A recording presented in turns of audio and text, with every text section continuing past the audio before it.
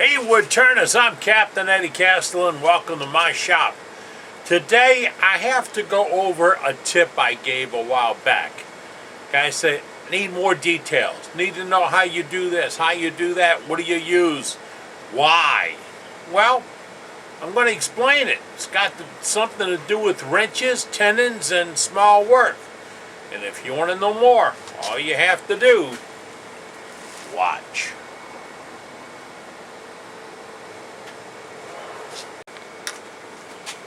Here's the deal. If you're turning a finial to fit in the top of one of your pieces, like this little one I have here, and I've drilled a 1/4 inch hole with a forstner bit in this piece, about 3/8 of an inch deep, for me to put that finial in. How am I going to get the tenon on that finial to match the same 1/4 inch hole I have here? That's one. Number two, I'm going to use my tenon, my collet chuck, to turn a finial. And that requires a 3/8 tenon to stop wasting a lot of material. So I want a perfect 3/8 tenon to go in here. And this does save a lot of material. How do I get that tenon? It's number two. And number three, can't show you because I just got done working on it and it had to leave.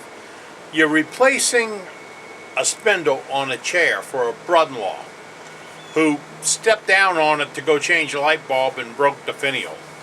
And you got it pretty close, but it needed a 1/2 inch tenon on each end to fit into the legs for the spreader. How do you get that 1/2 inch tenon?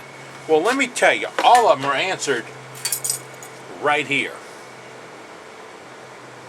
These wrenches, these open-end wrenches, modified to cut tenons, is the way that you cut them to an exact size every time, no guesswork. Now, I want to explain, I didn't come up with this, but I want to show you the one that started the whole thing for me. Don't move. I got to travel way back in time to explain this to you. It's going to be September 1965. Hurricane Betsy just blew through New Orleans. It's time to go back to school. It was my first day at Delgado Trade and Technical Institute in New Orleans.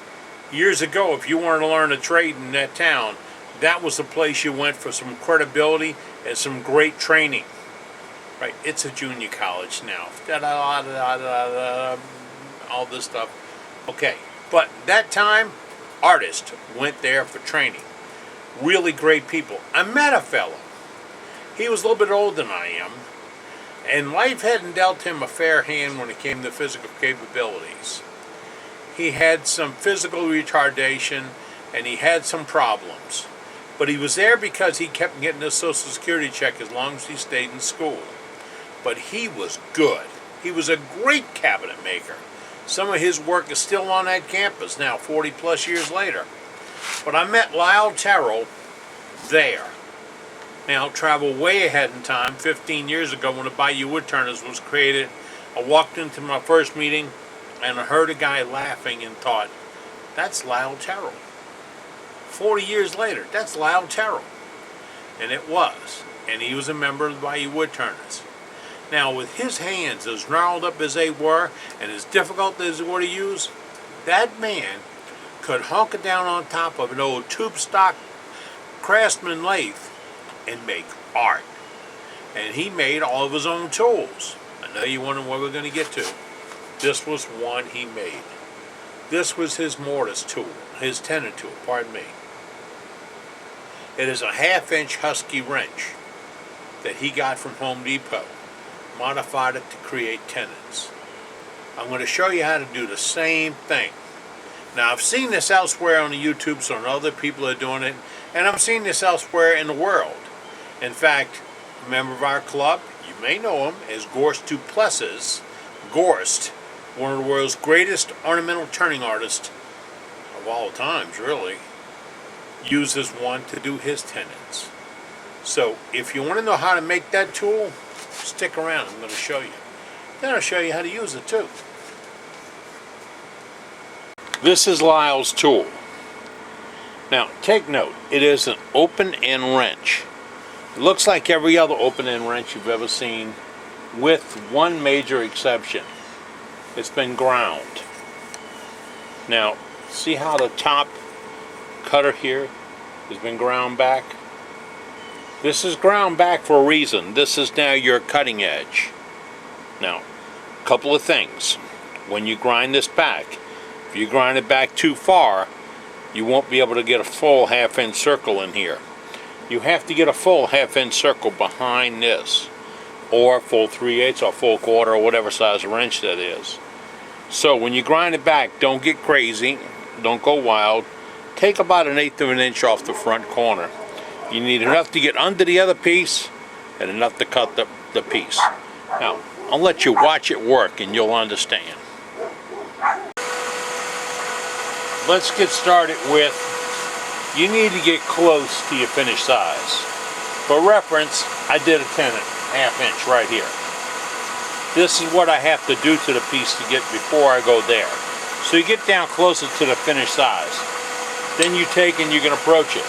Now I've seen it where it's approached with the cutter on top like that, or the cutter on the bottom. The cutter on the bottom, it makes for a scraping action, and it's not as invasive, and it does the cut. Right. On the top, it's got different cutting action.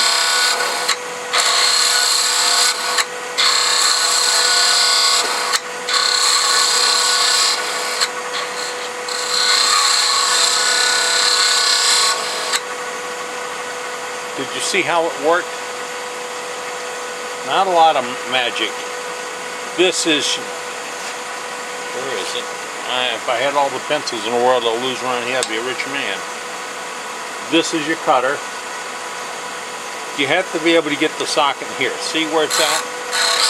If it can't go back in there, then you don't have the full size of the tenon. And you can clean it up nice and flat and straight. So that's the use of it. That's how you cut it. Cut with it. Let's do a 3/8. This is my 3/8. Exactly the same deal. See how we cut the top edge over? And I just round it, bring it down. You have to have a good sharp clear edge right there, cutting edge. Some folks have asked me, what do you do if this is not parallel? And you're just using it for a gauge.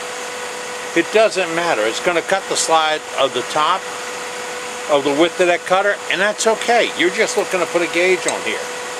So with that, we go in. See a 3/8 to a 1/2. That's a lot of material to try to move.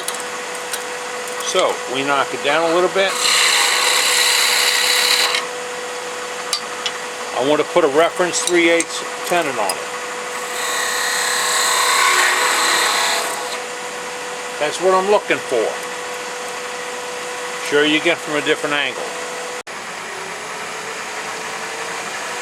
Here we go. Again, 3/8 inch wrench. Get close, go under, push in. Go under, push in.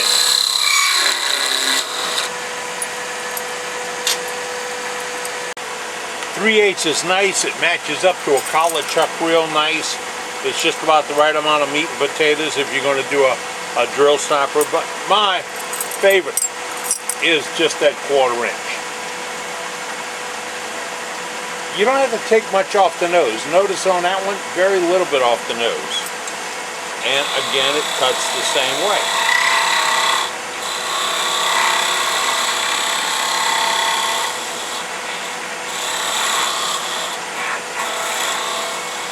When you do this, match it up to a Forstner bit. And tag your Forstner bit to match it. I have a 1/4 inch Forstner bit that cuts the perfect size hole for this one. I have the same thing for the 5/16, the 3/8 and a 1/2. I know which one of my Forstner's bits match those. This 1/4, I don't have a collet that size. Next time I order parts from littlemachineshop.com, that's where I buy collets. Here's that link, littlemachineshop.com, and they have all the sizes. and you just find the individual collets.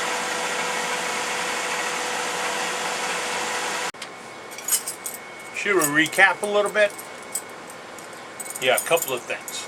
Number one, cheap wrenches from Harbor Freight or garage sales or your brother-in-law's backyard work just as good as expensive wrenches. You're not doing enough cutting to worry about the quality of the steel or the quality of the size. Number two, see if you have a Forstner bit to match that size. You get some real, pardon the term, bastard wrenches that are just made sloppily. Well, it might be too big to match up to your Forstner bit. You may have to go shopping for wrenches in that box of junk that you found at a garage sale or at the flea market. Number three, grinding. All you have to do is reduce a little bit of that top leading edge. You're back just 1/8 of an inch off the jaw of the bottom, you're fine. You need the bottom to guide it in and the top to do the cutting. Then, don't cut back so much that you're beyond the halfway point of the circle. Remember, the bit has got to fit completely in the gullet and behind that cutting edge in order for you to get a true circle out of it or a true tenon. So, again, it's not my idea. It's age old. It's been done since the beginning of time. If anybody takes credit for it and they're still walking this earth, I'd like to know who did it. So, with all that in mind, get some junky wrenches and make you some tenon cutters. And then put them on a ring. The good thing is to get a combination open-end box wrench. You don't really lose the wrench. You can always use it around a lathe for other things because you still have the box. But it gives you a way to hang it on a ring. If you can't do that, you need to use an open, drill a hole in it. But you'll need a good quality bit to do that. Or tape a ring on it, or. There are all kinds of ways to skin a cat.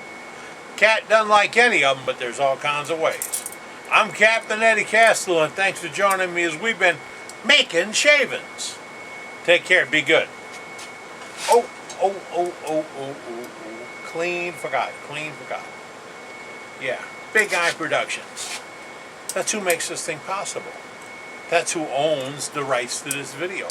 Big Eye Productions, www.eddiecastellan.com. Yeah, we've got the best prices on carbide cutters anywhere. So if you're looking to get into carbide cutters or carbide tools, you need to check out my website, www.eddiecastellan.com. And if you have questions, problems, or even complaints, my phone number's right there. Oh, what the heck, my phone number's going to be at the end of this thing anyway. Just check it out. Be sure you like us on Facebook. A media manager says it's a mandatory thing. You have to do that. So, you watched. Go like it. See you later. Take care. The only problem with this, I hang it where I can't remember where it's at. So it goes behind the headstock. Now, if I just remember that I put it there.